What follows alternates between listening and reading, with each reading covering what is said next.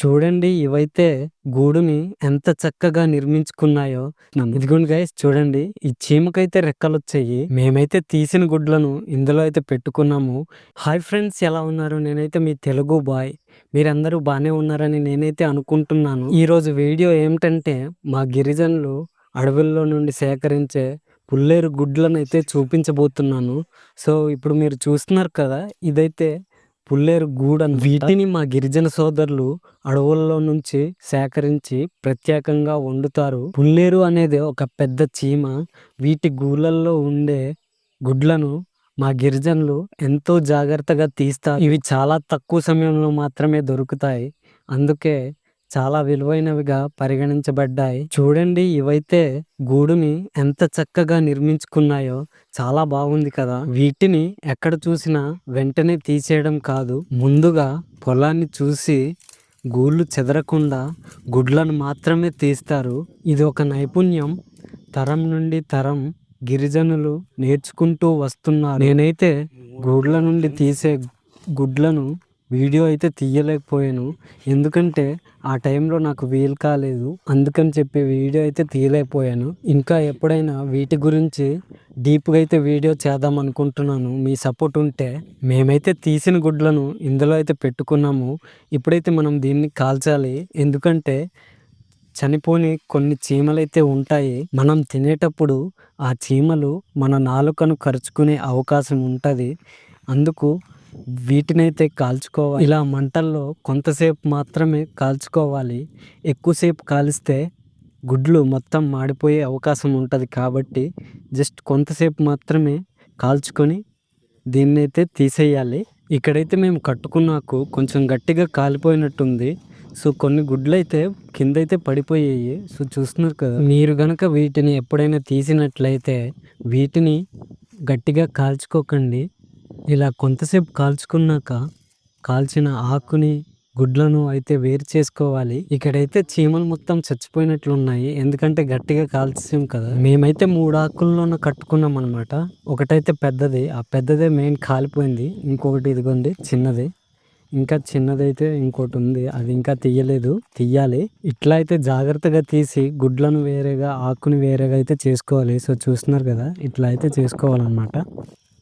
So friends చూస్తున్నారు కదా, మాకైతే చేటడంతా పుల్లేరు గుడ్లు అయితే దొరికాయి.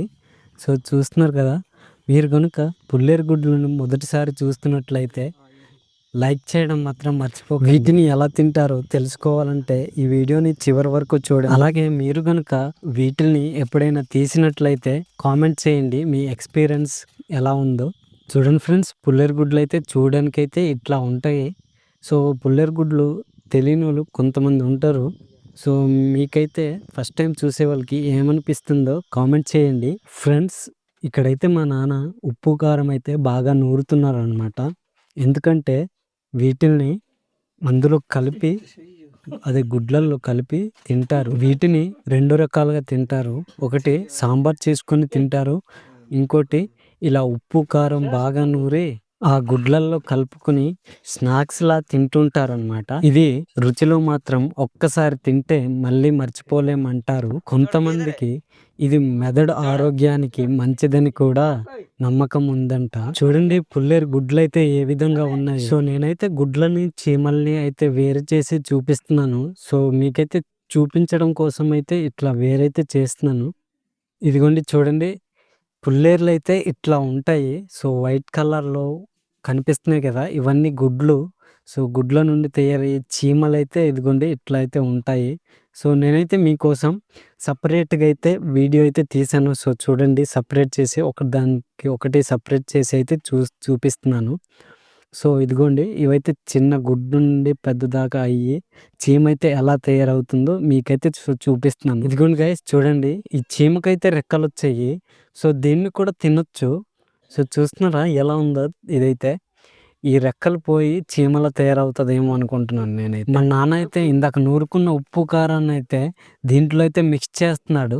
సో ఇట్లా అయితే మిక్స్ చేసుకుని బాగా మిక్స్ చేసి దాన్ని అయితే తినాలి.